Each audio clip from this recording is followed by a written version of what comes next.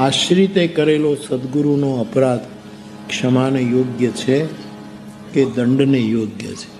ભાઈ, જો એ સદગુરુ હોય ને તો એને આપણા અપરાધ દેખાતા જ નથી. એની પાસે એટલો બધો સમય જ નથી કે એ આરાધનામાંથી છૂટો પડીને તમારા અપરાધ જોવા બેસે. સાહેબ, એટલો વખત સદગુરુ હોય તો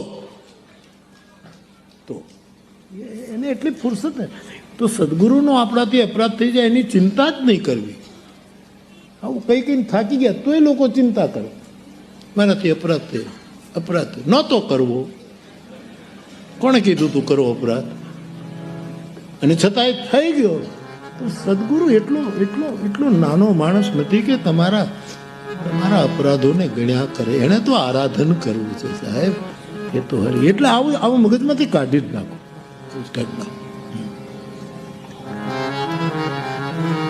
ક્ષમાને યોગ્ય છે કે દંડને? આ દંડને ક્ષમા એ બધું ભૂલી જાઓ.